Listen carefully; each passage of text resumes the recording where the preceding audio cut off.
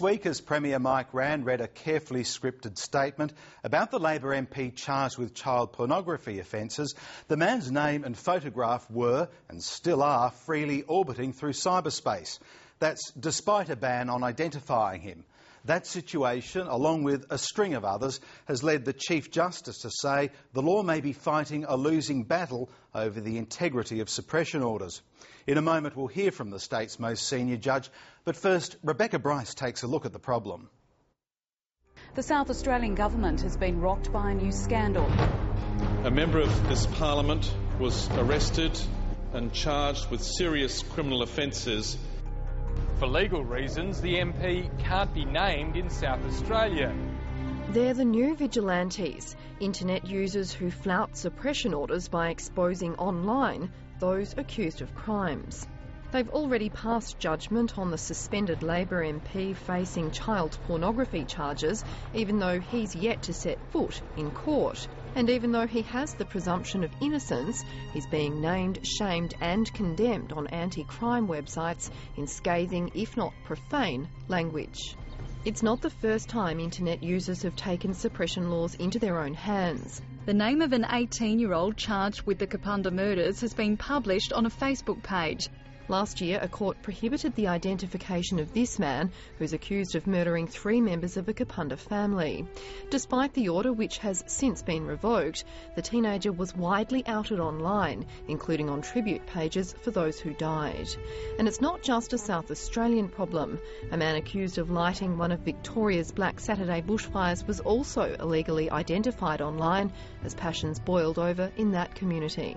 The greatest problem we as defence lawyers have at the moment is the modern day internet. QC David Edwardson says the consequences are writ large by internet breaches. The best that a judge can do is direct the jury not to look at the net or not to look at anything outside of the courtroom, but that temptation is always there, and now there's a wealth of information for all to see when they do look at the net. But it's not only the defence case that can suffer. Suppression orders previously have been flouted in circumstances where it might have actually compromised police investigations, which is a very serious matter indeed. People who breach suppression, such as journalists, can expect to find themselves here being dealt with for contempt of court. We asked the Director of Public Prosecutions whether he'd pursued anyone for breaking suppressions on the internet. His office declined to comment, and it also wouldn't say whether the law needs to be changed. Civil libertarian Terry O'Gorman says there seems to be a lack of willingness to prosecute. He points to a New Zealand case where a blogger was found to have the same culpability as any of the traditional media. If you start prosecuting bloggers who are clearly setting out to break the law in relation to non-naming of people, the message will get out there very quickly. Lawyers say Section 71A of the Evidence Act, which automatically suppresses the identity of alleged sex offenders, exists for good reason. Unlike a lot of criminal offences, sexual offences carry with them a huge stigma, and even if they're acquitted, nonetheless, that reputation can remain with them forever. But some in the media argue public interest outweighs the need to protect the accused. The Premier says the law is worth a second look, and he's announced an independent review. I'm particularly interested in hearing expert advice and community views about whether the prohibition should be abolished or not, and if so, whether other measures are required to protect or restore the reputation of those subsequently acquitted. For all its impediments, police say the internet can actually assist investigations, providing access to information that might otherwise be harder to come by. And the Premier is happy to take credit for enabling police to better track alleged predators online.